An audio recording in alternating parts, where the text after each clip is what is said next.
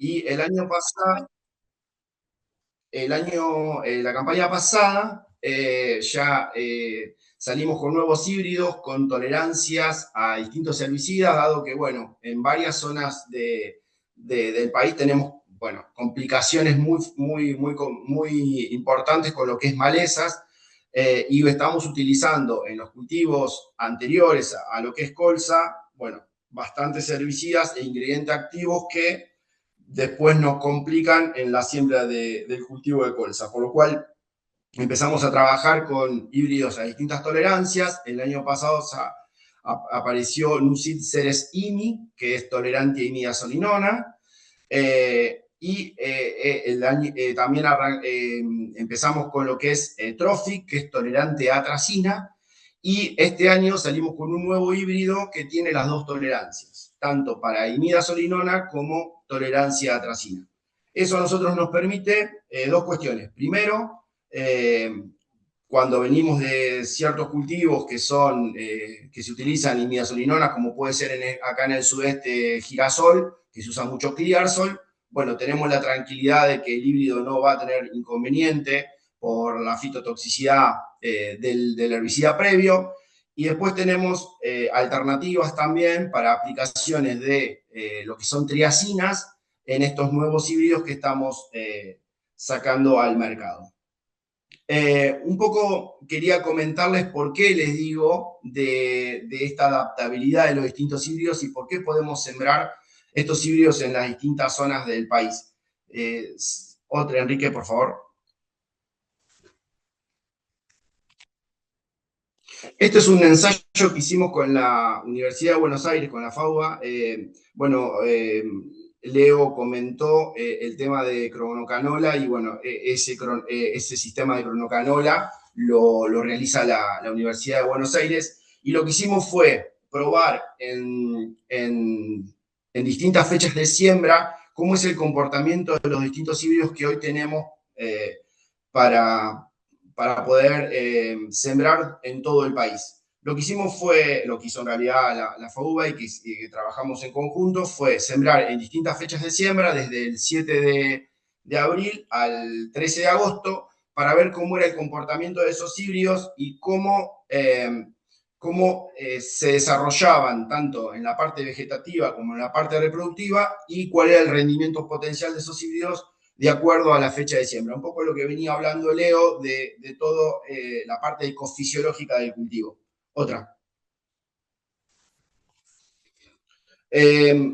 Lo que pudimos ver, básicamente, es que nosotros, estos son las distintas fechas de siembra y cómo es el comportamiento fenológico del cultivo, desde lo que es la siembra hasta el grano maduro. Y lo que estamos viendo es, no solamente para Ceres-IMI, acá yo puse Ceres-IMI, pero después están los gráficos de los distintos híbridos que tienen un comportamiento muy similar. Lo que vemos que atrasos en la fecha de siembra redujeron el tiempo a madurez con una tasa del 0,52 días por cada día de atraso en esa fecha de siembra. O sea, nosotros tenemos una fecha óptima de siembra que por lo que estamos viendo es desde fines de abril a fines de mayo. En la medida que nosotros nos vamos corriendo de esa fecha de siembra, estamos teniendo pérdida de rendimiento potencial. Esa reducción en el tiempo, o sea, lo que realmente hace ese atraso en la fecha de siembra es que reduzcamos el periodo crítico, que era lo que había explicado Leo, que es de prácticamente inicio de floración a llenado de grano, y eso hace que nosotros tengamos una reducción en el rendimiento potencial del cultivo.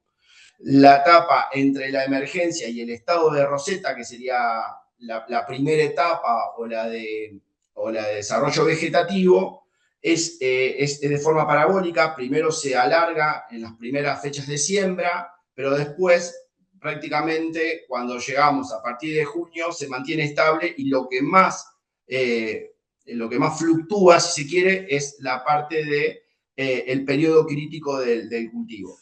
Lo cual eso es muy interesante porque ahí podemos darnos cuenta de cuándo poder sembrar en las distintas zonas el cultivo. Estos datos condicen mucho con lo que es también la zona de Entre Ríos, esto es para Buenos Aires, pero condice bastante con los datos que tiene Leo, por lo que estuve mirando, y también lo que tenemos en el sudeste, o sea, cuando nos venimos al sur, también estamos trabajando con la misma fecha de siembra prácticamente y los materiales se adaptan muy bien a este tipo de fecha de siembra. Otra.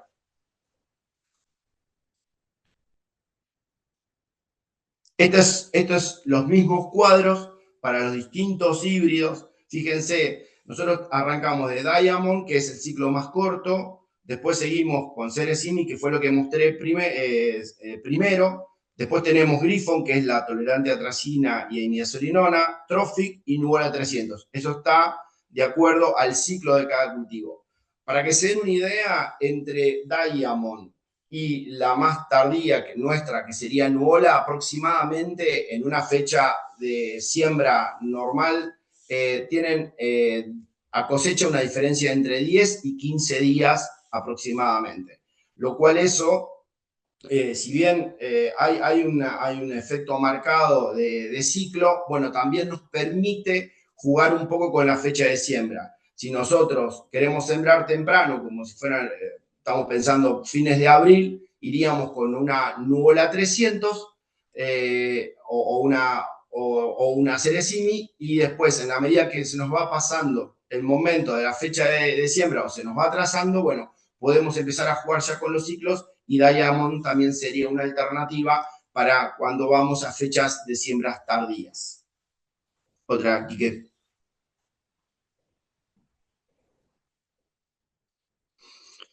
Bueno, acá un poco resume básicamente cuál es la mejor fecha de siembra para los distintos cultivares que veníamos evaluando, y como verán, la fecha de siembra está entre fines de abril, como les decía, a fines de mayo. La idea sería esa siembra, colocarla durante esa época, y ahí nosotros tendríamos las mejores oportunidades con rendimientos potenciales para este tipo de híbridos. Otra, una anterior. Esto está muy bueno. No, la anterior. Esa. Esto es, lo que hizo fue cómo fue el comportamiento de los distintos cultivares por cada día que se retrasa la emergencia del cultivo, más allá de los primeros días de junio. Como decimos, la ventana de siembra es de fin de abril a fin de mayo. En la medida que nosotros nos vamos atrasando en la fecha de siembra, cómo va cambiando el rendimiento potencial del cultivo. Y acá pueden verse cómo en los distintos híbridos va cayendo el rendimiento potencial. Para que se den una idea, aproximadamente está entre 7 y 8% de rendimiento por cada día que se siembra tarde por encima de junio. Y bueno, acá tienen la característica de cada híbrido. En Trophy un 7,8%, en Griffon 8%, en Nuola un 7,9%, en Ceresimi un 7%. Y fíjense que estos rendimientos condicen mucho con la parte ecofisiológica que venía comentando Leo. Otra, Enrique. Esto es el periodo crítico, inicio de floración y grano coloreado.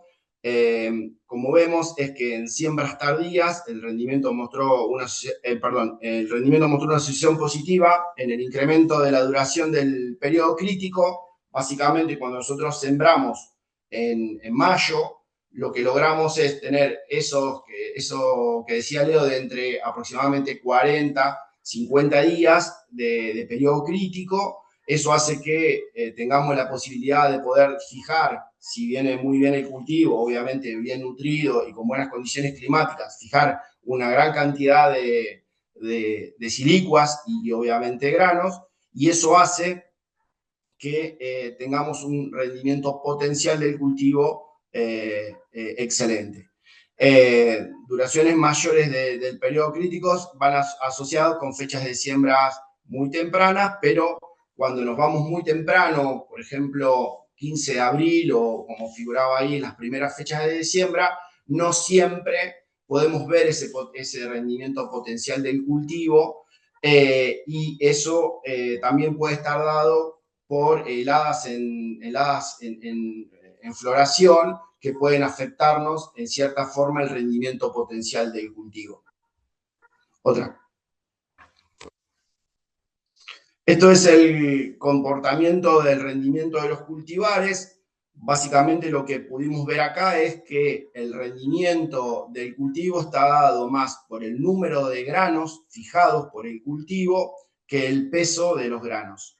Y esto está dado básicamente o está en relación con lo que venimos diciendo. Cuando nosotros tenemos un periodo crítico, cuando podemos tener un periodo crítico largo, o sea, una floración extendida con un llenado, con un buen llenado y una buena producción de silicuas y un número importante de granos, es lo que más nos incide en el rendimiento. En la medida que nosotros vamos atrasando las fechas de siembra y obviamente ese periodo crítico se va achicando, nosotros la colza compensa con número de granos. Pero básicamente lo que nosotros estamos viendo es que el número de granos es constante y el principal detonante de la producción de la colza es el número de granos por metro cuadrado. Otro. Un poco las conclusiones. Los cultivares mostraron una marcada respuesta al fotoperiodo luego de la etapa de roseta, básicamente B4, evidenciando un acortamiento del ciclo a medida que se retrasa la fecha de siembra, fotoperiodos más largos, y ningún genotipo evidenció vernalización básicamente porque son primaverales. Cuando nosotros tenemos ciclos invernales, esos ciclos sí necesitan vernalización, que en realidad la vernalización son horas de frío para poder florecer, y esos híbridos en zona centro-norte de la provincia de Buenos Aires, Entre Ríos, bueno, a veces cuando los inviernos no son tan fríos, bueno, podemos tener algunos problemas que no llegan a las horas de vernalización y se extiende la floración y obviamente se extienden los ciclos del cultivo y nos vamos a estaciones ya entramos en alta temperatura y podemos tener algunos problemas en lo que es llenado. La ventana óptima de la fecha de siembra para estos cultivares primaverales tuvo lugar desde fines de abril a comienzos de junio. Por cada día de atraso en la emergencia de inicios de junio hay caídas en el rendimiento entre 21 y 31 kilos por día, por hectárea, y el rendimiento fue explicado principalmente por el número de granos. El peso de grano mostró alta estabilidad y solo aumentó cuando el número de granos fue muy bajo, en lo que es siembra tardías. Otro. Esto es un poco, este es el rendimiento de los cultivares de colza evaluados en la red del INTA en el 2025. Como ven, ahí hay distintas zonas. Está Barrow, que es sudoeste, diría, de la provincia de Buenos Aires, igual que Bordenave, Pergamino y Paraná.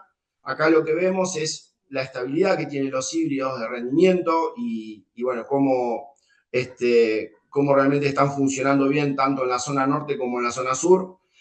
Acá en la zona sur no se venía sembrando colza estos últimos años. A partir del año pasado se incrementó, se empezó a incrementar la superficie de colza. Acá generalmente se siembra detrás de lo que es el cultivo de girasol. Este año realmente hay muchas consultas, dado que, bueno, el número de trigo y cebada para esta zona viene un poco complicado.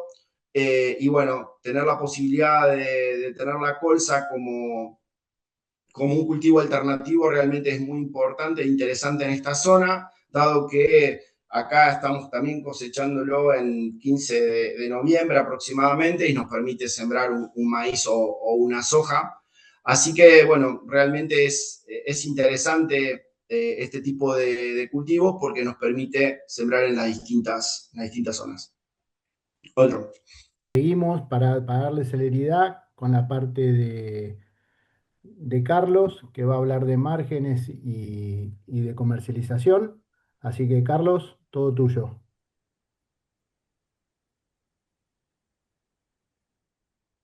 Perfecto. ¿Están viendo ahí? Sí, sí. Perfecto. Bueno, muy bien. Eh, a ver, la idea o la propuesta es tener una visión global, ¿m? Del mercado, una visión panorámica, a diferencia de las dos presentaciones anteriores, donde realmente hubo un grado de detalle extraordinario en ambas. Yo diría, estuvimos metidos en el microclima, ¿no? Del cultivo de colza. La propuesta que yo les hago es ir haciendo una especie de vuelo de pájaro con una visión general, global, de cómo están los mercados internacionales. Hay que tener en cuenta que las commodities agrícolas tienen mucha relación entre sí y que hay muchos factores que impactan, o que están impactando la definición de la tendencia de precios. Yo lo que les diría es que antes de esta situación en la que estamos metidos, o el mundo está metido, esta situación de conflicto bélico, teníamos un escenario favorable, en lo que es commodities en general, donde había factores que, por ejemplo, el dólar tendía a ser depreciado respecto a otras monedas y eso ayuda al precio de las commodities. Teníamos la tasa de interés internacional en baja, también es un factor que ayuda al precio de los commodities. Históricamente eso está estadísticamente demostrado.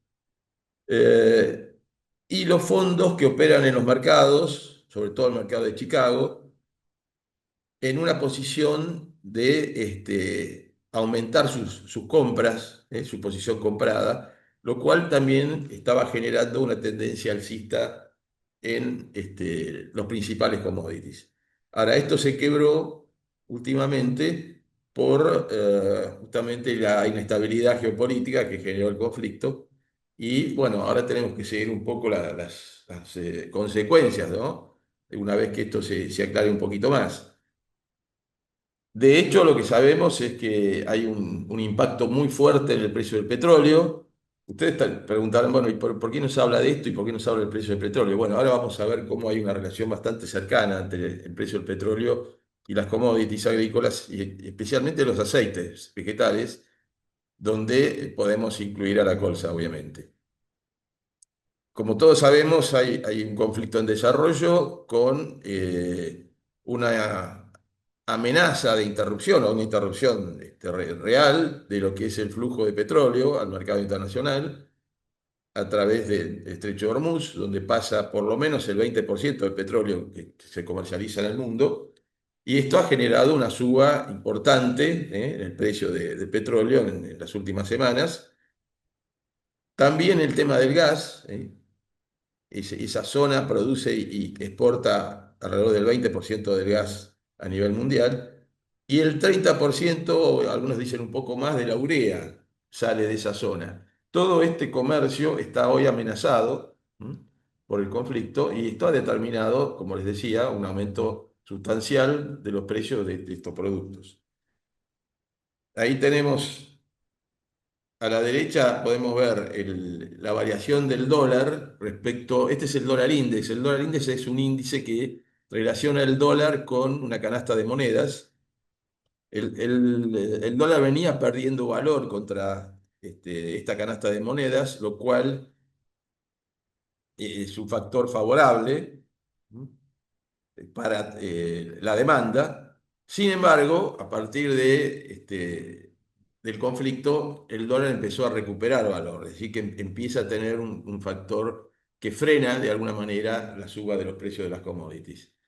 Y el oro habitualmente es un refugio, ¿no? Un refugio de valor en situaciones de alta incertidumbre. Bueno, fíjense ustedes, esto ya lleva más tiempo, ¿no? Sobre todo a partir de la invasión rusa a Ucrania, como el oro se transformó en el gran commodity, la gran suba respecto de otros, ¿eh?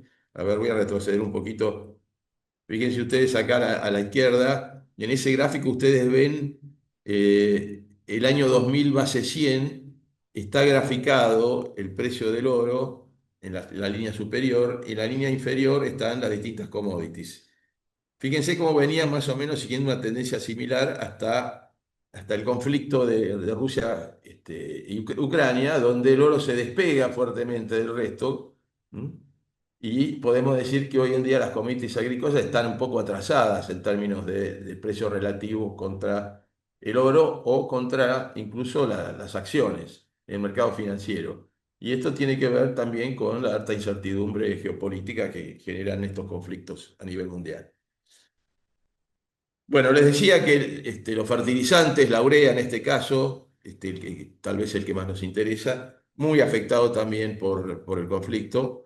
El precio de la urea, desde que se generó, desde los primeros días del conflicto, subió a cerca de un 40% en el mercado internacional. Y esto obviamente impacta en los costos de producción de muchos de los productos que nos interesan, específicamente también en el caso de la colza, en el caso del trigo, sin duda, en el caso del maíz, es decir, todos estos productos que requieren fertilización nitrogenada. Esto simplemente a título informativo. A pesar de la tendencia que ha mostrado el dólar recientemente, en nuestro mercado interno el dólar oficial sigue bajando. Y esto, bueno, tiene implicancias en el sentido de que como tenemos inflación, si bien es una inflación menor a de otras épocas, tenemos inflación y con un dólar bajando, esto significa que tenemos inflación en dólares. Y esto obviamente también impacta en los costos de producción cuando uno proyecta márgenes.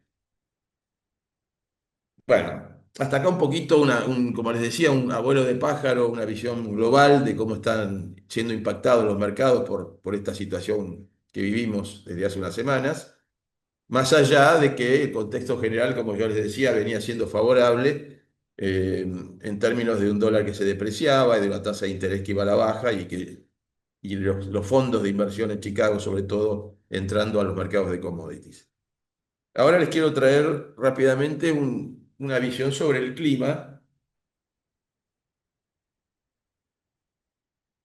que por supuesto influye mucho también en la definición de la oferta de nuestros productos. Y en el caso específico de la colza es interesante mirar la situación en Canadá, ya que Canadá es el principal país productor y exportador de colza y define en gran medida el balance mundial. Fíjense ustedes, acá lo que tenemos es la condición del suelo, ¿m? Donde todo lo que ustedes ven en colores, desde amarillos hasta rojos intensos, son distintos grados de sequía. Y esa zona que está señalada en el círculo es la zona productora de colza en Canadá, básicamente las provincias de Alberta y Saskatchewan, donde, como vemos, hay un porcentaje relativamente alto de la superficie de esas zonas con algún grado de sequía. Así que esto es un factor a seguir para las próximas semanas. Se acercan el periodo de siembras de las colzas primaverales en Canadá. Y bueno, esto puede tener algún impacto en el mediano plazo si no se resuelve esta situación de falta de humedad. Los pronósticos, ¿qué dicen? Los pronósticos están hablando de lluvias dentro de lo normal para el próximo trimestre, abril, mayo, junio, pero temperaturas por encima del promedio. Esto como probabilidad. Siempre son pronósticos de mediano plazo, tienen incluido un margen de error, por supuesto, pero bueno, marcan por lo menos alguna tendencia o lo que puede esperarse de los próximos meses en estas zonas. Y a nivel local tenemos una situación, bueno, este es el último mapa, los dos mapas de la de izquierda son los mapas del Servicio Meteorológico Nacional. Por algún motivo que desconozco, el último mapa que publicaron es el del día 18, porque normalmente estos mapas salen todos los días, pero bueno, lo que vemos ahí es tanto en el perfil, pero sobre todo en la capa superficial, en la zona de Entre Ríos, déficit de humedad en este momento. Con pronósticos, por lo menos en lo que es corto plazo, en el mapa de la derecha, son pronósticos a una semana que están indicando que no vamos a tener lluvias en esa zona en los próximos 7 días. Bueno, también una situación a tener en cuenta, ya que se acerca el momento del inicio de siembras de la colza en Entre Ríos, que es la principal provincia productora de la Argentina. Como tendencia de mediano plazo, también tomando el trimestre a partir de marzo hasta mayo inclusive, lo que vemos es en la provincia de Buenos Aires una tendencia a la normalidad, es decir, cuando vemos con el blanco, el mapa significa que se está proyectando lluvias dentro del promedio, pero la provincia de Entre Ríos también nos está mostrando una tendencia a un leve déficit de lluvias eh, de acá a mayo inclusive. Veremos también si esto se cumple, pero puede ser un factor que incida también en el desarrollo del cultivo. Esto es a nivel global, lo traigo simplemente como comentario. Se está proyectando para la próxima campaña ya un niño bien marcado, son esas barras rojas que ustedes ven a la izquierda. Esto indica probabilidad de ocurrencia. Ya a partir de la primavera entraríamos en un periodo niño. Les recuerdo que el niño o la niña vienen definidos por las temperaturas del Océano Pacífico a la altura del Ecuador. Cuando esas temperaturas están por encima del promedio, que son esas corridas de los modelos climáticos que tenemos a la derecha, entramos en un periodo de niño. Para nuestra región normalmente coincide con primaveras, veranos más lluviosos que el promedio. Así que esto es una primera anticipación que podemos llegar a tener, pero esto no se cumple en el 100% de los casos. Hay mucha influencia del Océano Atlántico en nuestro país, y un Atlántico frío puede compensar el efecto de un niño, es decir, de un Pacífico caliente que genere mucha evaporación. De todas formas, bueno, son las perspectivas globales, y esto hay que tenerlo en cuenta cuando uno analiza en general los mercados internacionales. Bien, dejo un poco entonces lo general, el contexto general. Me quiero meter ya más en lo específico de colza, para tener una idea de perspectiva a nivel mundial en lo que es, y acá ya entramos en el mundo de los aceites. El aceite de colza, después del aceite de palma y el aceite de soja, es el tercer aceite en términos de producción mundial, ¿m? Con un 17% aproximadamente de participación en la producción mundial de aceites vegetales. Pero en el caso de la comercialización, es decir, las exportaciones, la colza aproximadamente ocupa el 10% de lo que es el comercio internacional de aceites vegetales, con alrededor de 9 millones de toneladas por año. Pero lo interesante es que es el cultivo, tomando los últimos 20 años, es el aceite, perdón, que más ha crecido en términos de exportación o de comercialización en el mercado internacional. Fíjense que en estos 20 años el aceite de colza, la exportación de aceite de colza o el comercio internacional de aceite de colza creció un 380%, superando a los otros aceites que están ahí en el ranking, quedando primero en el ranking, seguido por el aceite de girasol y bastante más abajo el aceite de palma y el aceite de soja. O sea que se está marcando una tendencia a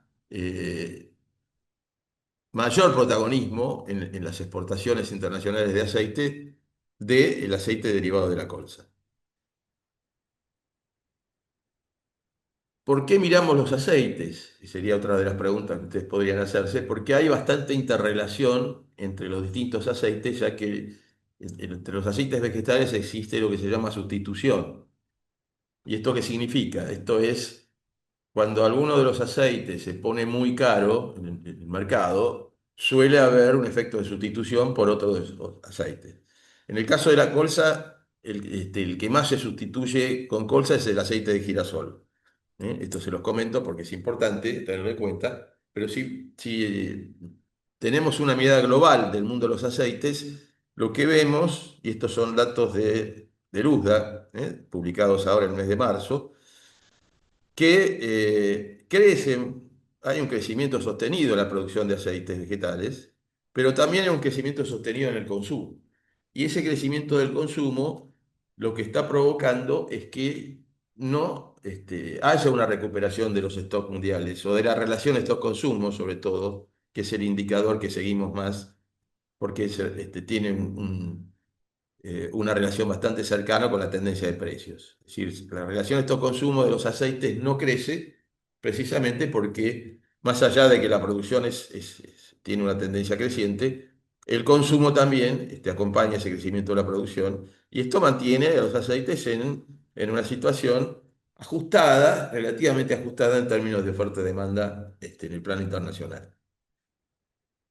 Otra cuestión importante, y ahora van a entender ustedes por qué yo les mostraba al principio el grafiquito del precio del petróleo, es que los aceites vegetales y el petróleo tienen una correlación bastante cercana.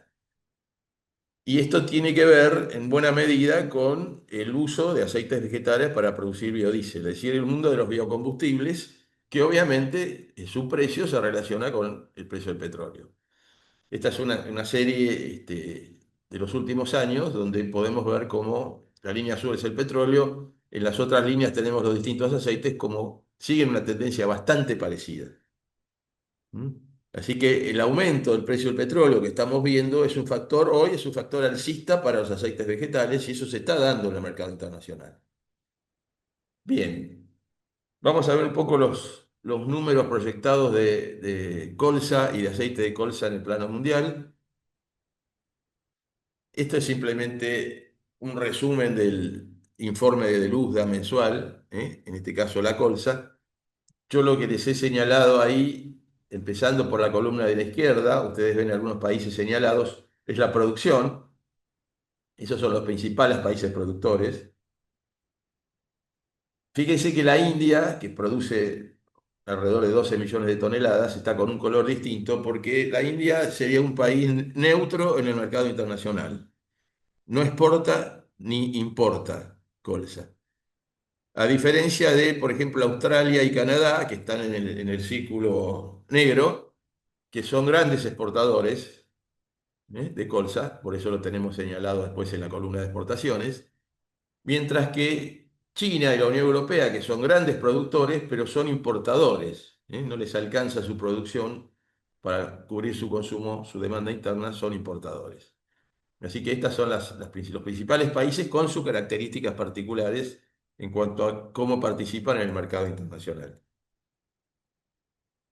Bueno, de épocas o de momentos de oferta de la colza hay que tener en cuenta esto. Bueno, de Argentina ya se habló con gran detalle, no voy a entrar entonces en eso, pero sí sepan que el hemisferio norte que produce el grueso de la colza, estamos ante el inicio de las siembras de las colzas primaverales.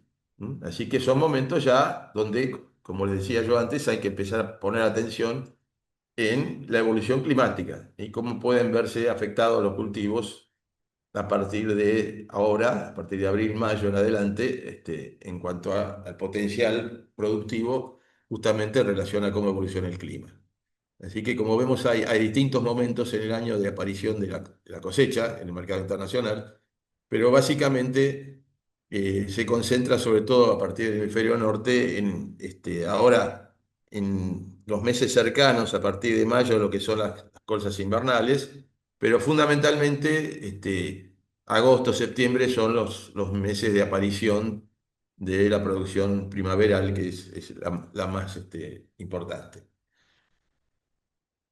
Bien, el mercado de referencia o el precio que se toma como referencia en el mercado internacional de colza es el precio de Matif, un mercado en Francia. Y acá lo que vemos es justamente cómo está correlacionado el petróleo con ese precio de Matif, y cómo ha copiado, Matif cotiza en euros, cómo ha copiado la tendencia del petróleo a lo largo del tiempo e incluso también las subas recientes, que hemos visto en el mercado internacional. Por eso, este conflicto bélico con Irán y toda la zona del Medio Oriente, del Golfo, está teniendo impacto en el precio de los aceites. Acá tenemos, pero con la cotización en dólares. Bueno, acá lo que influye es cómo ha evolucionado el dólar versus el euro. Como yo les decía, el dólar se venía depreciando respecto al euro, por eso que hubo un aumento mayor de la cotización de la colza en Matif medido en dólares, y ahora últimamente una leve corrección a la baja, a partir de que también corrigió un poquito a la baja el precio del petróleo, pero muy poquito.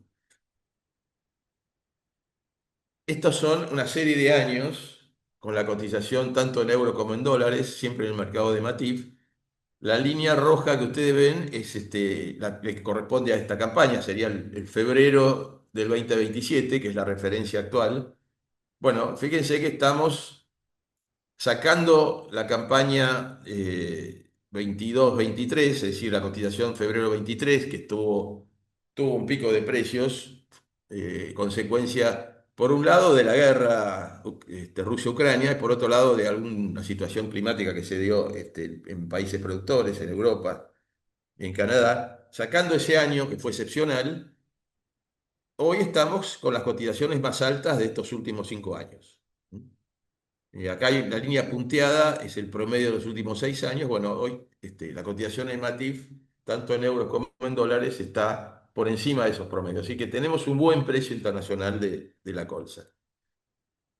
Y acá les traigo también el precio de la colza en Canadá. Como yo les decía, Canadá es el principal actor en el mercado de colzas, sobre todo por el lado de la oferta, tanto de la colza grano como aceite.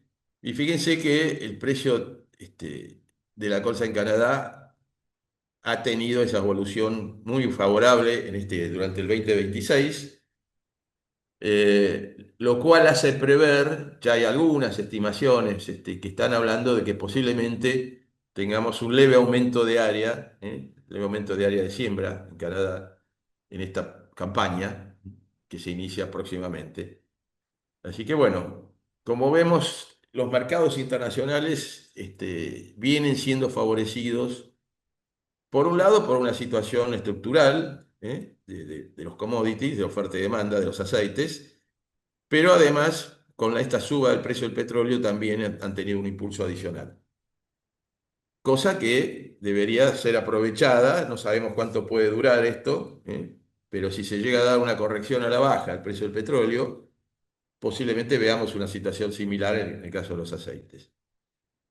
Bueno, otro factor que ha favorecido el aumento del precio de los aceites vegetales en el periodo cercano, reciente, es esta política que se está implementando en Estados Unidos. Esta es la propuesta de la Agencia de Protección Ambiental de Estados Unidos, que es la que determina el uso o el corte para la producción de biocombustibles. Ustedes ven ahí con una flechita señalado el aceite de canola, colza, que prevé para este año un aumento significativo en el uso para la producción de biodiesel. El aumento de del uso de aceites para la producción de biodiesel en Estados Unidos para este año es del 67% respecto al año pasado. Es decir, un aumento muy importante. Y esto está generando, obviamente, una presión de demanda. Estados Unidos va a tener que importar un cierto volumen significativo de aceite de colza, posiblemente todo de Canadá, pero bueno, está generando también una demanda adicional que ahora vamos a ver reflejada en el balance específico del aceite de colza.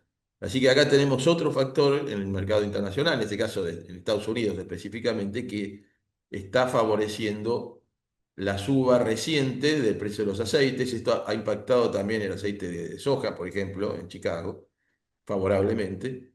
Bueno, es un dato interesante.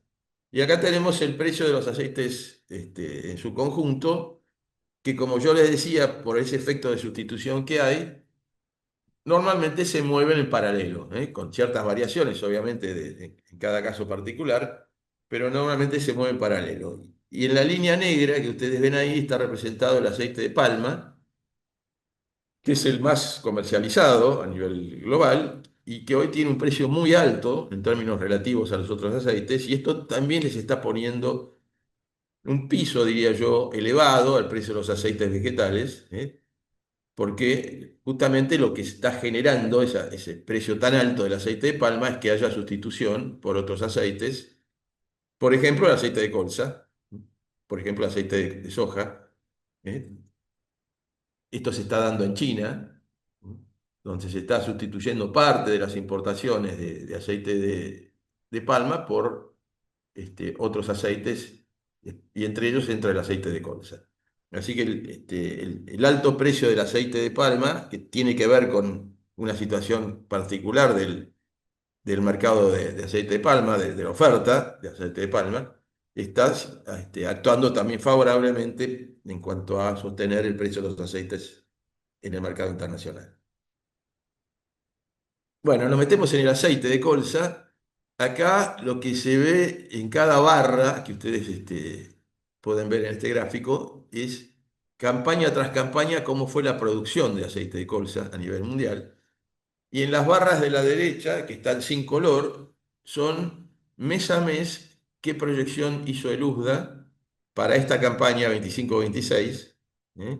de aceite de colza. Y fíjense que estamos en el techo de toda esta serie histórica. Es decir, tanto en lo que es producción de colza como producción de aceite de colza, estamos en niveles récord a nivel mundial. Acá lo tenemos resumido, el mercado de aceites, donde, como vemos, hay un gran exportador, que es Canadá, ¿eh? Ahí lo tenemos señalado en la columna correspondiente, y hay dos países, o tres, si consideramos también la Unión Europea. Bueno, la Unión Europea sería un grupo de países, pero sobresalen como importadores de aceite de colza Estados Unidos y China.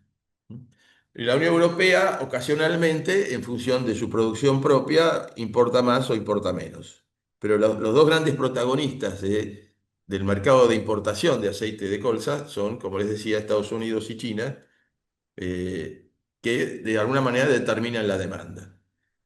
China creciendo a partir de esta situación que se da con el aceite de palma, sustituyendo algo del aceite de palma por aceite de colza. En este cuadro lo que vemos es ya específicamente el aceite de colza en el balance mundial, y ustedes pueden ver, ahí lo tengo resaltado, cómo en este caso la relación stock-consumo tiende a bajar. ¿Ven? En el caso de los aceites veíamos que estaba estabilizada, no crecía. En el caso específico del aceite de colza, más allá de la producción récord que veíamos recién a nivel mundial, bueno, el consumo está muy sólido y esto determina que los stocks o la relación stock-consumo mundial tiendan a la baja. ¿Mm? A pesar de las altas producciones de esta campaña en los principales países productores de aceite de colza. Así que vemos condiciones favorables, en el mercado internacional, para el precio de la colza y de su aceite. Bueno, esta es la evolución de las importaciones de China y Estados Unidos, ¿eh? En una serie de 10 años. Si tomamos punta contra punta, lo que vemos es que China ha crecido mucho más en términos relativos, ¿eh? En la campaña 16-17 China estaba en unas 700.000 toneladas de exportación, hoy está en 2.200.000. Estados Unidos tiene un comportamiento también creciente, pero un poco más, una tendencia más suave. En estos últimos 10 años creció de 2 millones de toneladas a 3 millones aproximadamente, que es la proyección que se está haciendo para esta campaña. Pero son los dos grandes protagonistas, como les decía, de la demanda del aceite de colza en el mundo. Y les traigo también, a título de complementario, el aceite de girasol. Como yo les decía, es el que más se sustituye con el aceite de colza, sobre todo en Europa, que es un mercado que paga altos precios por productos de calidad, como son el aceite de colza y el aceite de girasol. Bueno, en el aceite de girasol también tenemos una situación de oferta y demanda ajustada, con una tendencia a la baja, a la caída en la relación stock-consumo en esta campaña 25-26. Así que, como vemos, las condiciones del mercado internacional son bastante favorables para la colza y su aceite, en esta campaña que estamos empezando a transitar, la 25-26. Bueno, metiéndonos en Argentina, bueno, ya se habló un poco de esto, así que lo voy a pasar rapidito. Esto es la evolución del área sembrada y la producción de colza en nuestro país. Después de una caída significativa en los últimos años, empieza a recuperar área y producción. ¿Mm? Acá lo tenemos separado en lo que es Entre Ríos y provincia de Buenos Aires, en superficie. Hoy ambas provincias más o menos están en el 72% del área total del país. Llegaron a ser casi el 100%, el 99%, como ven ustedes ahí en la campaña 19-20. Hoy empieza a haber, esto se comentó ya, otras provincias que empiezan a producir algo de colza, por eso es que en términos de participación sobre la superficie total, tanto Entre Ríos como Buenos Aires tienden a bajar, pero siguen siendo las dos provincias en ese orden, Entre Ríos primero, segundo Buenos Aires, más importantes en cuanto a lo que es cultivo de colza en la Argentina. Y acá lo que se ve es justamente cómo en estos últimos años aparecen otras provincias. ¿Eh? Ahí las tenemos en el gráfico marcadas en colores. Ya se habló de la provincia de La Pampa, algo en Santa Fe, algo en el NOA también, empiezan a generar algo también de producción de colza, pero con un amplio predominio todavía de las provincias de Entre Ríos y Buenos Aires en el contexto nacional. Esto simplemente para ubicarnos en cuanto a la evolución. Fíjense también qué tendencia errática que ha tenido el cultivo en la Argentina, ¿no?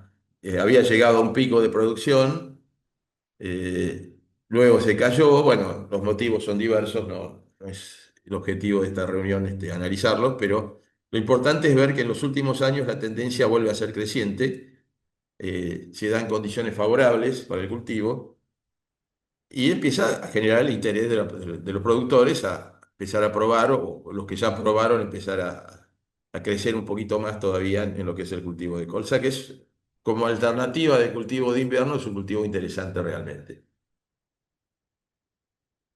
Bueno, por el lado de la demanda interna, la molienda, que procesa colza, fíjense que está muy concentrada esa molienda en los últimos meses del año, coincidiendo con la aparición de la cosecha, obviamente. Acá lo que tenemos son los datos declarados de molienda de los últimos 2 años.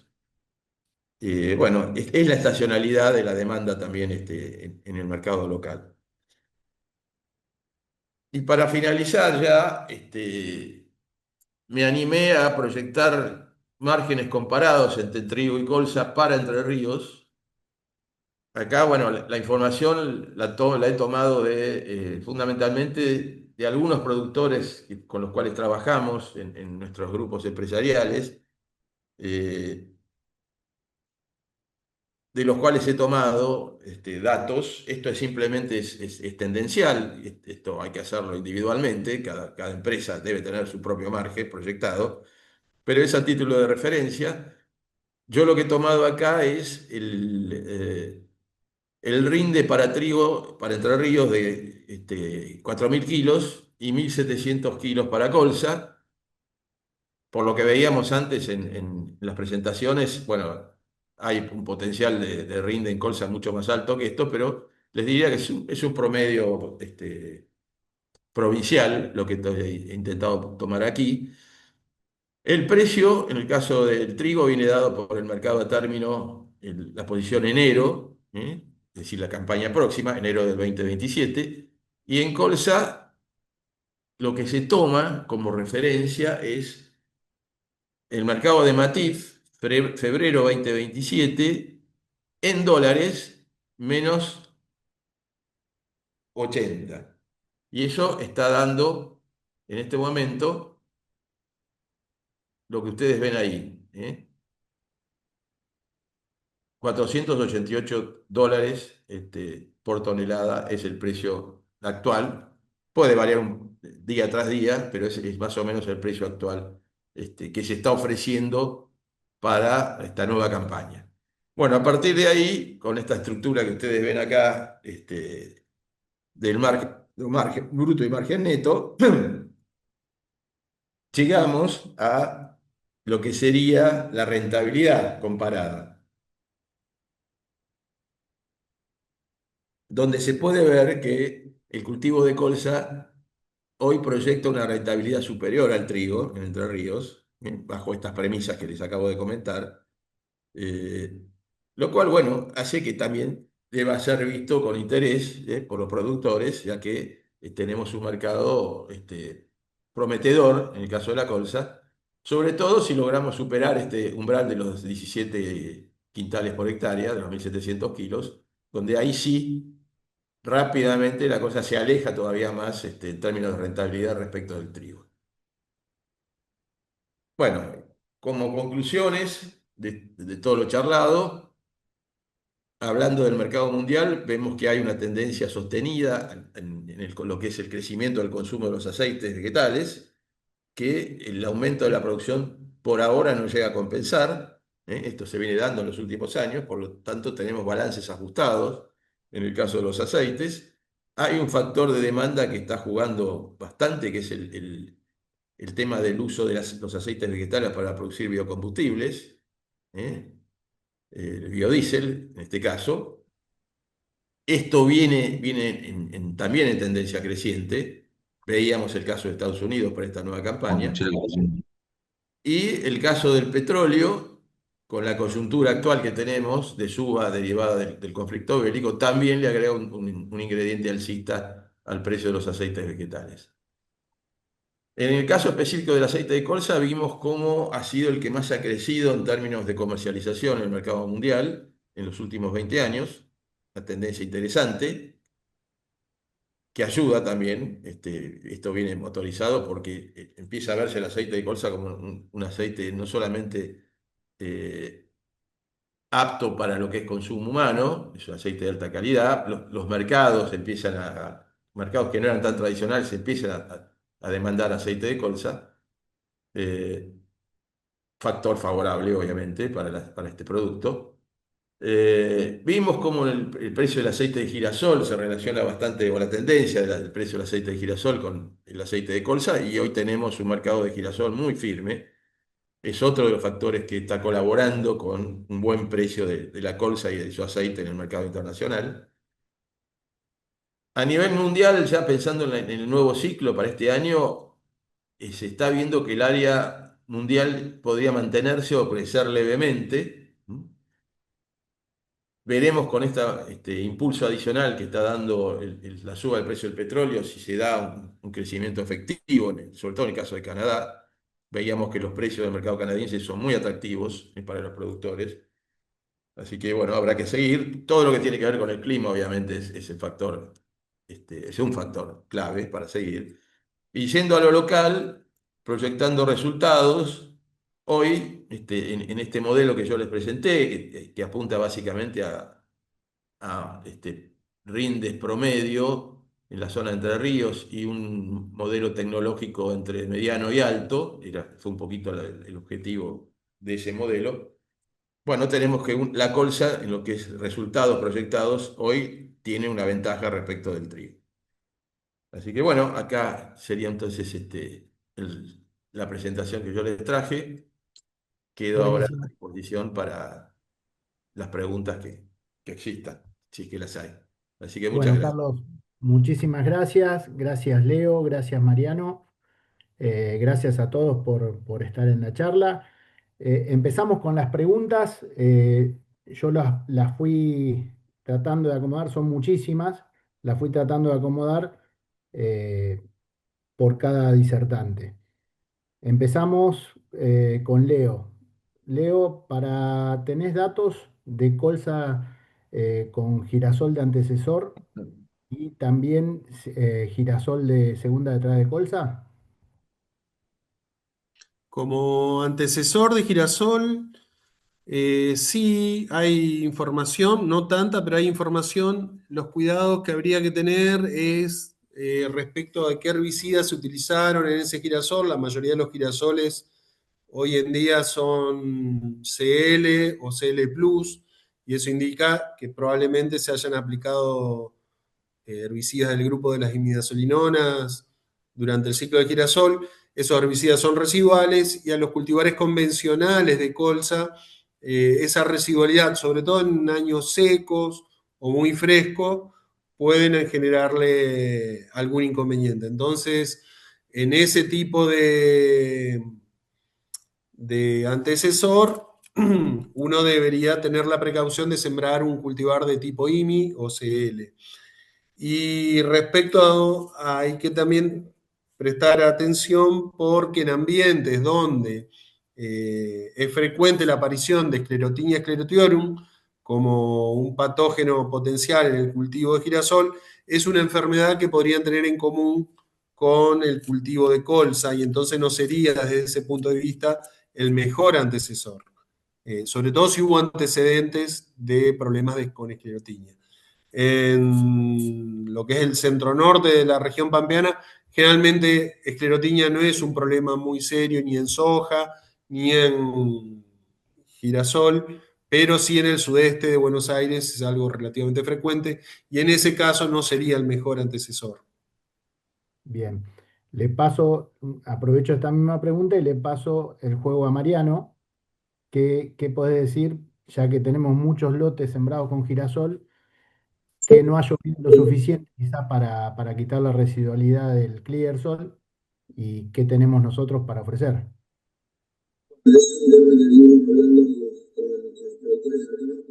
Ah, no se te escucha, Mariano. No,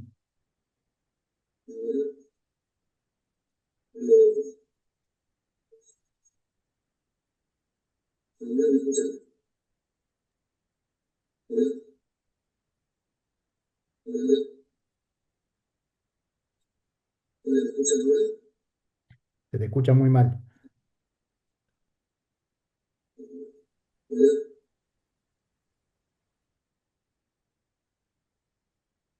No, ahí estás. Y si no, que conteste por el chat. Bueno, podés contestar por el chat.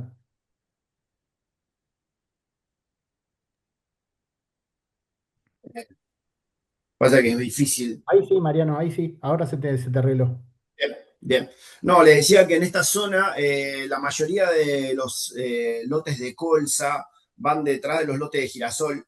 Y este año la verdad que ha sido muy seco el verano, enero y febrero acá llovió muy poco y la mayoría de los lotes de girasol tienen aplicación de SL, por lo cual acá nosotros estamos pensando en posicionar la Ceresini, que es la tolerante a imidazolinona, o bueno, hay algo de bolsas de Griffon, que es tolerante a IMI y tolerante a tracina, que eso también nos ayuda.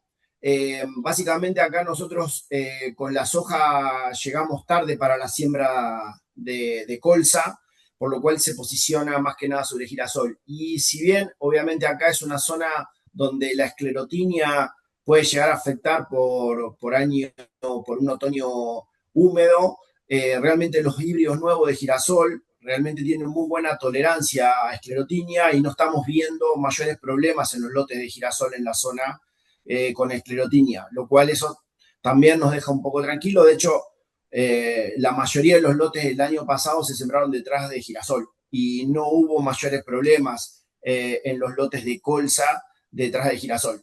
Pero bueno, siempre está latente la posibilidad y por ahí lo que habría que ver son los híbridos que tengan mejor tolerancia a esclerotinia dentro de los híbridos de colza que uno va a utilizar en la zona, ¿no?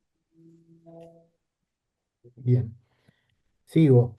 En cuanto a fertilización, ¿qué se recomienda para la siembra? Y si se obtienen respuestas con refertilizaciones nitrogenadas y si han hecho ensayos con los productos medianamente nuevos como NUP, Utrilla, Nutreo, y en qué momento se recomienda.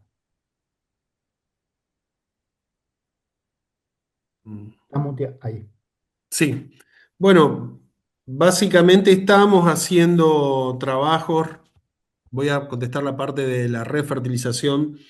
La refertilización es muy dependiente de las condiciones de humedad y precipitaciones en el final del periodo vegetativo. Estamos trabajando sobre refertilizaciones y tratando de ajustar modelos de predicción de la respuesta a través de índices espectrales, pero de todas formas esa tecnología en ambientes como el sudeste, donde en el invierno llueve un poquito más, son útiles y más confiables. En la medida que nos vamos hacia el oeste o venimos hacia el norte, ya las lluvias invernales son más erráticas y de menor milimetraje, entonces muchas veces eso hace más complejo una respuesta a una fertilización tardía. Y entonces hay que jugársela quizás por complementar algo de agregado de nitrógeno a la siembra y en estadios relativamente tempranos, roseta temprana, donde todavía el suelo está húmedo y tenemos tiempo a que una precipitación favorezca la incorporación y la absorción del fertilizante nitrogenado. Pero sí, a nivel global hay varios trabajos que marcan la respuesta a la refertilización nitrogenada.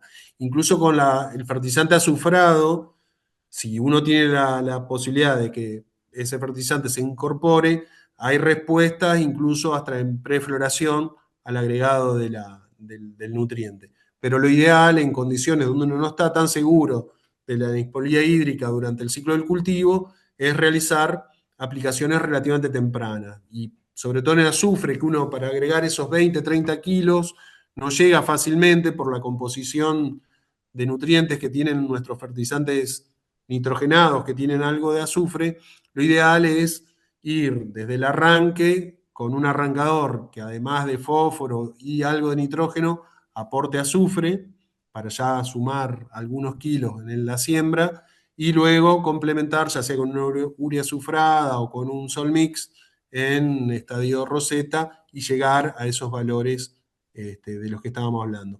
O bien hacer una aplicación de azufre toda la siembra o previo a la siembra, como por ejemplo en un yeso agrícola que se podría hacer tranquilamente. El azufre no se lava mucho, así que no habría problema. Con Bien, respecto a fertilizantes biológicos, tengo muy poca experiencia, algo en carinata, en colza prácticamente nada, así que si alguien tiene información, dejo el lugar para que responda a esa cuestión. bueno, sigo con la... Bueno, Mariano. como aporte, más que nada como aporte, lo que haría, más que nada puntualizar es que si vamos a usar urea, que necesitamos incorporarla y por ahí a veces entramos en situaciones de seca durante el invierno, bueno, hacerlo temprano en el cultivo, una vez que esté implantado, básicamente para tenerlo disponible, porque bueno, por ahí con el líquido podemos jugar un poquito más, pero con la urea que se incorpore en forma temprana nos ayuda para tenerlo disponible cuando el cultivo necesite el nutriente que va a ser en periodo crítico. Buenísimo. Acá va más por la zona, si tienen datos de siembra y comportamiento de cultivo en Salta y fecha óptima para la zona noroeste de Entre Ríos. Bueno, para Salta en la red de INTA lo más al norte que llegamos es en Quimilí, Santiago del Estero, en unas condiciones, un ambiente muy particular donde las temperaturas primaverales son muy elevadas generalmente y a veces complica lo que es el llenado, sobre todo el contenido de aceite de los granos, que muchas veces, bueno, no lo tenemos tan probado un par de años y no han llegado a los valores, a los estándares de comercialización, han quedado por debajo. Pero para Salta no tengo información. Hace unos años en la red de INTA había una localidad en Tucumán con buenos rendimientos y buenos contenidos de aceite, en valles, por supuesto, ¿no? Y sí, supongo que hay gente que está de Bunge, que tiene algunos ensayos en esa zona, pero yo no dispongo de esa información. Respecto a Entre Ríos, la pregunta era ¿cuál fecha de siembra? Sí, para el noroeste.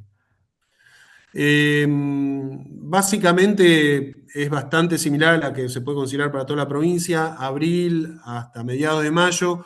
En ese caso uno podría irse incluso a lo mejor hasta fines de mayo, pero siempre utilizando cultivares de ciclo corto, tratando de escapar de las altas temperaturas en la primavera. Entonces, utilizar cultivares de ciclo corto en esa fecha de siembra y se obtienen buenos rendimientos. Bien. Acá son varias preguntas similares, que estas van para Leo y para Mariano también, básicamente por los híbridos que tenemos. ¿Qué herbicidas hormonales pueden usarse en barbecho previo a colza que no tengan riesgo de fitotoxicidad? ¿Cuál es el intervalo de aplicación entre aplicación y siembra, qué herbicidas residuales del cultivo antecesor podrían llegar a generarme problemas y qué herbicidas preemergencia y postemergencia se pueden usar en las primaverales. Bueno, son varias preguntas. Respecto de los hormonales presiembra, las recomendaciones en otros países es evitar la aplicación de herbicidas hormonales en la presiembra. En la realidad se usan, nunca sabemos si perdemos kilos o no.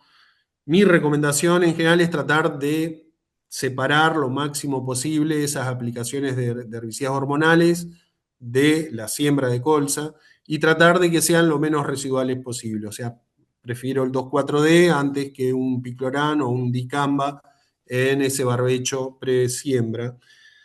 Pero la tendencia o lo que propongo es tratar de evitar y en todo caso usar herbicidas quemantes como un PPO, un piraflufen o un carfentrazone para complementar el efecto que puede producir un glifosato o bien un glufosinato de amonio, que no dejan residualidad y que no hay posibilidad de que afecten al cultivo posterior de colza. Respecto de los herbicidas que se pueden usar en las colzas primaverales, son los que mencioné durante la charla. En posemergencia, clopiralit para la tifoliada es lo más selectivo. También dosis bajas de dicamba y de picloram pueden utilizarse. Siempre tomando el recaudo hasta más o menos la sexta hoja o hasta que antes de que comience la diferenciación de entrenudos, porque ahí ya algún estrés en ese momento puede afectar en ese momento los ápices cursan la transición del periodo vegetativo al reproductivo, se están generando todas las estructuras reproductivas y cualquier estrés que produzca un herbicida en ese momento puede generar pérdida de rendimiento. Y respecto de gramíneas, básicamente cletodin es el principal graminicida utilizado y lo ideal es aplicarlo lo más temprano posible, si es antes de la cuarta hoja, mejor porque incrementa la selectividad del herbicida. Y los preemergentes, bueno, mencioné clomazone mezclado con metalocloro, ese metalocloro, o bien el esametaclocloro solo, y estamos empezando a evaluar quinclorac, que hasta ahora ha tenido muy buena selectividad, tanto acá como en Brasil. Hay reportes de buena selectividad. Para preemergente, trifluralina es otro herbicida que sí está registrado como preemergente en el cultivo, se puede utilizar también, es más dependiente en lotes en convencional de una incorporación o bueno, como es fotolábil, si queda mucho tiempo sin precipitaciones, la eficiencia del herbicida puede reducirse, pero bueno, es otra alternativa. Yo no la he estado explorando, pero bueno, pero es algo que se usa habitualmente. Bueno, nosotros estamos haciendo algunos trabajos. Este año vamos a encarar un ensayo con más de 25 ingredientes activos. En colza estamos evaluando otros ingredientes activos más allá de lo que habló Leo, sobre todo lo que son con tolerancia. Bueno, ya tenemos algunos ensayos hechos con atracina, con simacina, en las colzas que son tolerantes, por supuesto, a atracina. Empezamos a probar el metribuzina en preemergencia, con algunos datos que todavía tenemos que seguir analizando. Pero bueno, vemos que el comportamiento al aplicado de atracina o simacina, tanto en pre como en post, no hemos tenido problemas en las tolerantes a atracina. También hemos hecho pruebas sobre, bueno, después hay que ver a qué cultivo vamos, ¿no? Porque si vamos a hacer soja es una complicación, ¿no? Si aplicamos atracina, pero si vamos a maíz no sería un problema. Después también hemos hecho pruebas con lo que son Clearsol, probando lo que es la tolerancia para las imidazolinonas, tanto en pre como en post, y realmente hemos tenido muy buena tolerancia. En realidad la estamos posicionando más que nada para que tolere el herbicida, la imidazolinona que se usó en el cultivo anterior, no para usarlo post, se podría usar, después habría que ver a qué cultivo vas, por supuesto.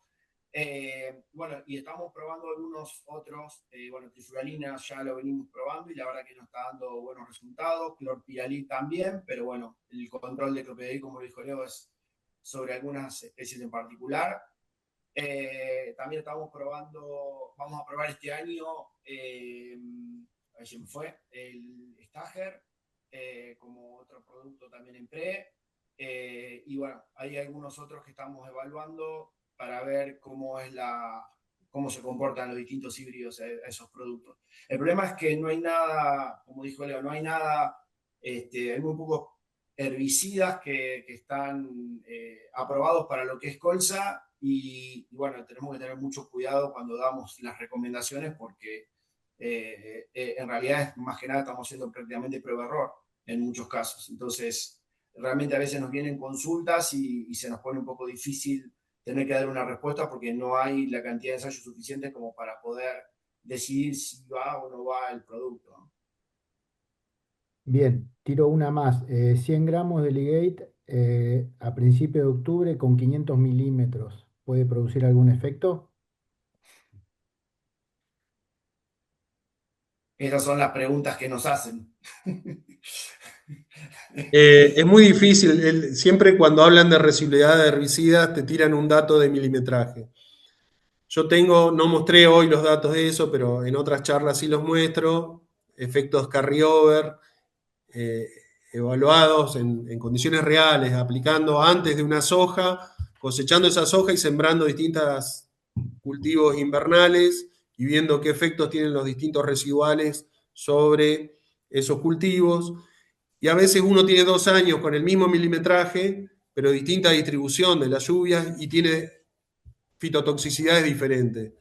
Entonces, un valor de milimetraje por sí solo no dice nada, o dice algo, pero no dice todo.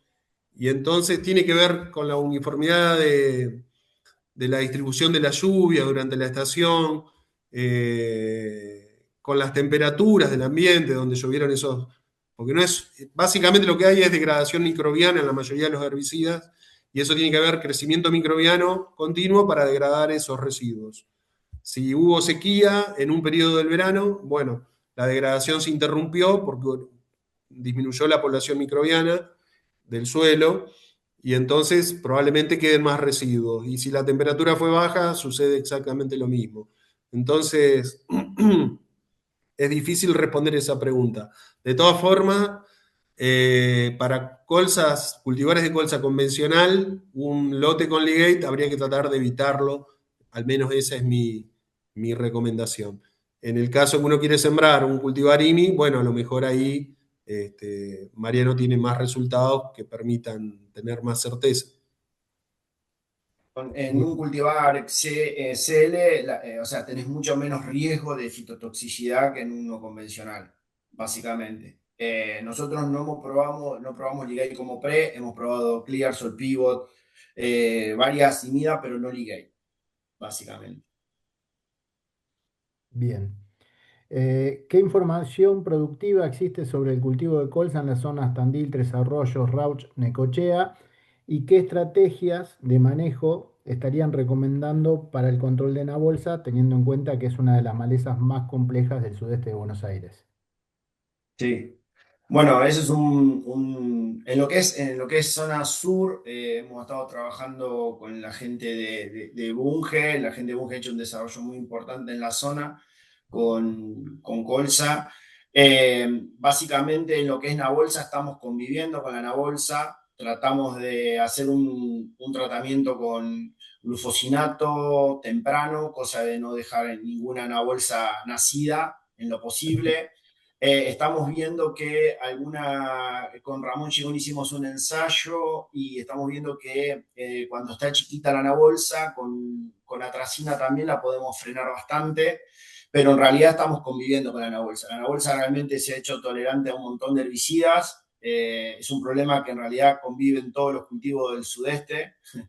Y bueno, básicamente lo que hacemos es convivir con ella. Tratamos de bajar lo máximo posible a la siembra y después eventualmente sembrar la colza. Realmente los resultados de los híbridos el año pasado fueron muy buenos, fue un año llovedor, como en todo el país, y hemos tenido rendimientos de colza nuestra, de lotes, estoy hablando de entre 2,8, 3, 3,2, 3.200 kilos, realmente de lotes, ¿no? En la zona sobre todo de Tres Arroyos, que es donde más se ha hecho. Bueno, obviamente la zona de Madariaga es una zona donde se siembra colza y varios productores de colza que lo vienen haciendo ya hace un tiempo, hacen tanto invernales como primaverales. Y bueno, lo único que por ahí nos puede llegar a complicar acá, que por ahí Madariaga tiene un poco más de temperatura, no hay tanta helada. Acá en la zona más sudeste, en la zona de Necochea de Desarrollos, la helada puede pegar algo más, y si viene un año seco y helador, bueno, le duele un poco más a lo que es a la colza. Pero en general realmente estamos teniendo muy buenos rendimientos y muy buena respuesta al cultivo. Y estamos saliendo prácticamente mediados de noviembre a un segundo cultivo con las primaverales. Buenísimo. ¿Hay información de siembra al voleo con dron o con Altina? Perdón que continúo la pregunta. ¿En lotes de maíz tardío sin cosechar sería una alternativa viable? Hay experiencias, se logran, bueno, de siembras al voleo o con drones, utilizando dosis de semilla no muy superiores a las convencionales, pero generalmente las experiencias exitosas son en siembras tempranas, todavía en otoño, cuando las precipitaciones son relativamente frecuentes. En la medida que nos metemos más en el invierno, ya mayo, por lo menos hablo por Entre Ríos, en mayo, junio ya cambia la humedad relativa, empiezan las heladas, se seca el ambiente y ya son más erráticas esas implantaciones y no serían recomendables siembras al voleo porque la semilla queda en superficie, si el ambiente está seco no germina o germina menos. Sí, se han realizado siembras al voleo o siembras aéreas directamente en maíces tardíos, con buenas implantaciones generalmente, pero ya es un sistema más complejo porque, por ejemplo, la residualidad de los herbicidas aplicados no estaban aplicados en septiembre o en octubre con un maíz temprano, sino que los herbicidas se aplicaron en enero o en mediados de diciembre y están más activos. Así todo no se ha visto grandes diferencias. También muchas veces hay un shock cuando uno cosecha el maíz, expone el cultivo a las condiciones ambientales de pleno invierno. Eso generalmente no produce problemas si el cultivo ya desarrolló un tamaño adecuado, pero puede llegar a ser un problema en siembras muy, muy tardías. Lo ideal me parece que es sembrar temprano y con una sembradora es donde se logran las mejores eficiencias de implantación. Bien. Acá van dos preguntas que unifico. ¿Por qué los cultivares de ciclo intermedio no alcanzan el rendimiento de los cultivares de ciclo corto en ninguna fecha de siembra? Y con respecto a la red de ensayo, ¿por qué fue tan bajo el rendimiento en pergamino? No sé por qué dice eso que no alcanzan los rendimientos de los cultivares cortos en ninguna fecha de siembra. En fechas entre fines de abril y principios de mayo alcanzan muy buenos rendimientos de ese tipo de ciclo. De hecho, Nuola 300 es un material que se podría considerar de ciclo intermedio, si bien es bastante plástico. ¿Qué quiero decir con eso? Que al retrasar la fecha de siembra es como que tendería a transformarse en un corto, acorta en relación a otros cultivares de ciclo intermedio, acorta más que esos otros cultivares y entonces posiciona mejor el periodo crítico, pero se podría considerar a grandes rasgos como un cultivar de ciclo intermedio y obtiene muy buenos rendimientos cuando se posiciona bien en fecha de siembra. Y la otra pregunta era bajo rendimiento en pergamino, tiene que ver con una fertilización deficiente de nitrógeno, particularmente en ese ensayo, que limitó un poco los rendimientos. Bien. Acá me preguntan si va a estar toda la información en recuadros, la que estaba en los recuadros. Vamos a tratar de hacer un resumen que podamos difundir con información que se pueda presentar. Así que esa la obvio. La última que quedó de siembra es si se puede sembrar a surco abierto.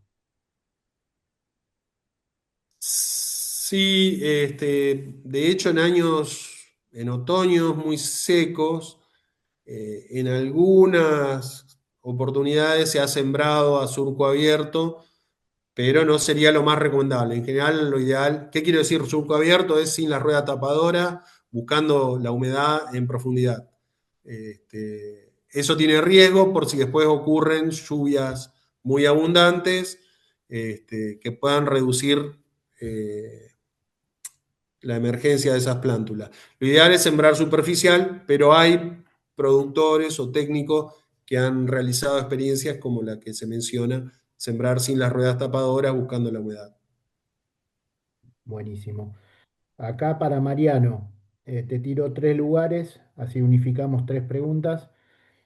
¿Qué ciclos estarías recomendando entre Diamond, Nuola 300 o Ceresimi para siembras tempranas en Entre Ríos, para siembras en la parte central de Córdoba, en lote con riego subterráneo, y para la zona de Venado, te estoy tirando bastante, y para la zona de Venado Tuerto, ¿qué híbrido también recomendarías? Sería Eh, Entre Ríos, Córdoba y Venado Tuerto. Sí, en realidad los híbridos, como mostré, el comportamiento de los híbridos básicamente es bastante similar en cuanto al manejo y a la fecha de siembra. Nosotros por ahí recomendamos que si vamos a ir a una siembra un poquito más temprana, irnos con Nuvola 300, que te da esa posibilidad de explorar que el híbrido tenga todo el desarrollo genológico y lo que un poco explicó Leonardo que tenga todas las condiciones como para poder desarrollarse de la mejor manera. Y en la medida que nosotros nos vamos atrasando en la fecha de siembra, ya tenemos híbridos más cortos. O sea, Diamond es la más corta, Ceresini realmente tiene muy poquita diferencia con respecto a Diamond en cuanto a ciclo. Por lo cual, en realidad, ahí más que nada lo que vería sería la fecha de siembras, si lo quiero sembrar en abril. Nosotros sembrando fines de abril sabemos que tenemos un poquito más de temperatura de suelo y el coeficiente de logro mejora bastante con respecto por ahí allá a mayo. Eso puede ser una alternativa si tenemos humedad, y si ya nos vamos a mayo, podemos empezar a jugar ya iría directamente con una Ceresini o una Diamond, buscando más que nada que el ciclo coincida con la fecha y los periodos fenológicos del cultivo. Tanto Venado Tuerto como Córdoba, como esta zona, prácticamente las fechas de siembra que estamos manejando son las mismas para este tipo de híbrido. Después, más que nada, depende de las condiciones climáticas y de humedad del suelo. Eh, la verdad que no tenemos tanta diferencia, y como cuando empezamos a ver de la fecha más temprana a la fecha más tardía, obviamente después como dijo Nardo, se van achicando los ciclos y estamos terminando entre la más corta y la más larga en casi 10 12 días de diferencia cosecha. No tenemos mucha diferenciación. Eso es bueno, la plasticidad que tiene el cultivo, por lo cual yo trabajaría con cualquiera, dependiendo básicamente también de qué cultivo antecesor tenemos. Si tenemos girasol sembrado y usamos imidazolinano, bueno, me iría una Ceresini. Y bueno, y si por ahí podemos también trabajar con la Trophic para trabajar con triacinas, si sabemos que después vamos a ir a un maíz y tenemos una alternativa en el control de maleza con atracina. Así que bueno, esas son las alternativas que podemos brindar con los distintos híbridos. Después por ahí puntualmente estaría bueno que nos hagan la consulta y sobre eso trabajar. Buenísimo. Voy con las últimas. Perdón, si puedo participar. Un tema que Dale. a veces recurrentemente me sucede son consultas de siembra. Por ejemplo, Diamond es el material más corto del mercado hasta hoy. Y hay gente que le gusta ese material, pero empieza a plantear siembras muy tempranas, de principio de abril o mediados de abril, para un material corto. Y eso es muy peligroso en la mayoría de nuestros ambientes. Entonces, es como pretender sembrar un trigo ciclo corto a principios de mayo en cualquier lugar de este país. Todos sabemos cómo funciona el trigo, tenemos muchos años de experiencia y sabemos que si vamos a sembrar temprano, tenemos que sembrar ciclos largos, después nos pasamos a los intermedios, posteriormente, a medida que nos atrasamos, vamos a los cortos. La colza se piensa exactamente igual que en el trigo. En siembras tempranas, ciclos largos, pasamos a los intermedios, los ciclos cortos. Pretender sembrar un ciclo corto de colza en fechas muy tempranas es tender a tener un bajo rendimiento por daño por heladas. Básicamente quería aclarar eso. Buenísimo, buenísimo. Vamos con las últimas dos de manejo y pasamos a la parte de márgenes y costos. Bueno, esta creo que que ya se fue respuesta, pero la tiro por las dudas. 250 centímetros cúbicos de mayoral aplicados en octubre con 500 milímetros hasta la fecha. ¿Puede haber fito si usamos una Ceresimi? No, ahí no. No, no hay fito. No. Eh, Sigo, así ya vamos terminando. Se probaron siembras dentro del campo, del canopeo de soja antes de que caigan las hojas, como se hace con el raigras, por ejemplo? Sí, sí, sí, sí. En general se logran buenas implantaciones, pero repito, siempre que estemos hablando del mes de abril, donde todavía la humedad es buena, el canopeo tiene buenas condiciones de humedad. Lo ideal sería, de nuevo, vuelvo, tratar de sembrar con sembradora, pero todas esas técnicas han sido evaluadas no experimentalmente en INTA, pero sí a nivel de productor, y hay productores que están a favor y productores que están en contra. Pero bueno, pero sí, se han hecho siembras en estadio R6 y R7 de soja previo a que voltee la hoja. Bien, y la última de manejo, ¿en qué momento de la colza primaveral se ve el mejor efecto para la aplicación de urea? En general, el mejor momento es el estadio Roseta, porque reducimos la posibilidad de pérdidas si hacemos una aplicación muy temprana, pérdidas por precipitaciones intensas que puedan llegar a reducir la eficiencia, y todavía el cultivo tiene tiempo a absorberlo, incrementar las tasas de crecimiento, producir más biomasa, etcétera. Aplicaciones más tardías, como habíamos dicho previamente, pueden ser más erráticas, sobre todo en el caso de inviernos muy secos que dificulten la incorporación del fertilizante. Pero no quiere decir que el cultivo no tenga posibilidades de responder al aporte de nitrógeno si este está disponible para ser absorbido por las raíces. Incluso prefloración todavía hay posibilidades de tener respuestas importantes en el cultivo. Buenísimo. Pasamos con Carlos, tema de márgenes. Te tiro varias, Carlos, para que puedas, porque están todas muchas entrelazadas. ¿Se aplican retenciones a la colza? En cuanto a comercialización, ¿es necesaria una buena calidad en la colza? ¿Puede haber penalizaciones o bonificaciones en función de esto? A ver, sí, hay retenciones que son similares a la del girasol, son bajas. Ujú. Eh, Calidad tiene que ver básicamente con sustentabilidad o no del cultivo.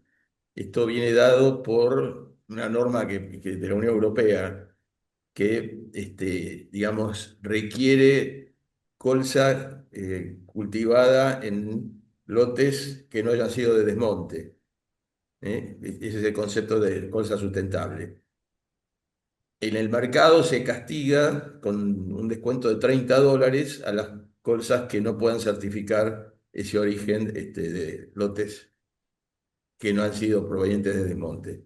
Ese sería un poco el... Después hay un estándar de comercialización que yo, a ver, no soy especialista en el tema. Obviamente tiene que haber condiciones de calidad que se cumplan, sobre todo lo que es demanda de la industria.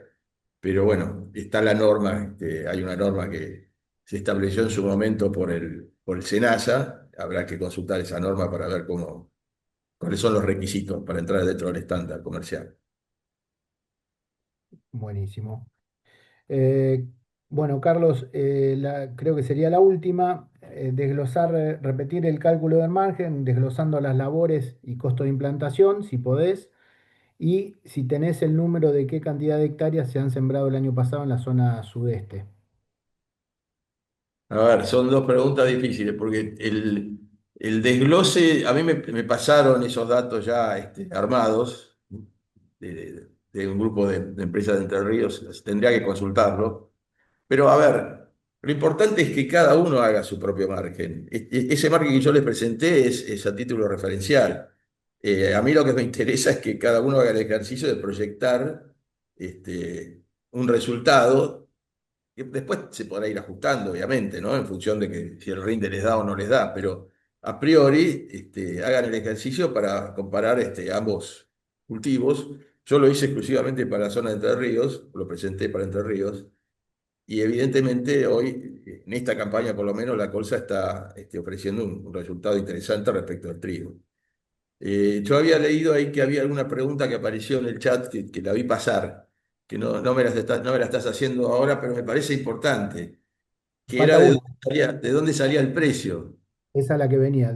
¿Cómo desglosás el precio de los 48,8 dólares por quintal? Claro, bueno, los contratos que se ofrecen en Colsa toman como referencia la cotización en el mercado de Matif, que yo se los comenté. Ese mercado cotiza en euros por tonelada. Hoy está más o menos cotizando 494, 495 euros la tonelada. Eso hay que pasarlo a dólares, da aproximadamente 568 dólares. Hay que tomar la relación euro-dólar ahí. Y a eso se le resta 80 dólares. Y ahí te da el 488. ¿Mm? Entonces, resumiéndolo, es Matif pasado a dólares menos 80.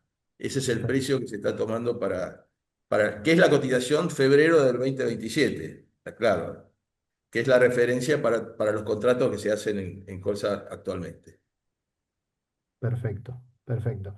Bueno, la última hacemos un plus. Eh, Cosecha, recaudos para minimizar pérdidas, si queda tiempo, preguntan. Así que la última que metemos. Es todo un tema, cosecha. Pero para ser breve, yo lo que noto en general es que los productores tienden a entrar demasiado tarde al lote. Es una cosecha, digamos, la maquinaria con lo que cosechan 2 hectáreas de trigo, van a cosechar 1 hectárea de colza, en términos groseros, pero quiero decir que es más lenta la cosecha de colza.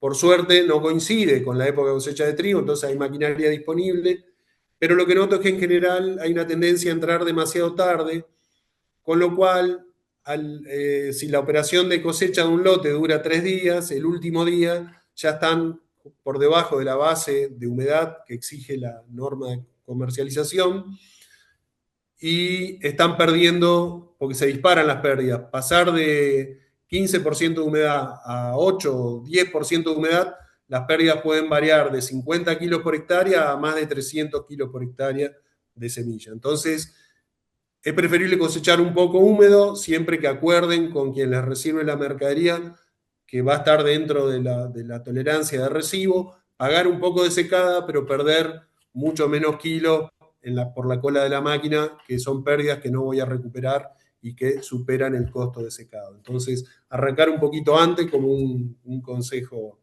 general. Bueno. No queda más. Muchas gracias a todos por los que estuvieron participando. Gracias Leonardo, gracias Carlos, gracias Mariano. Y a todos los participantes, comentarles que nuestros comerciales, la fuerza comercial está a disposición para subsanar cualquier consulta técnica que tengan o comercial también. Así que gracias nuevamente a todos y bueno, un aplauso para todos.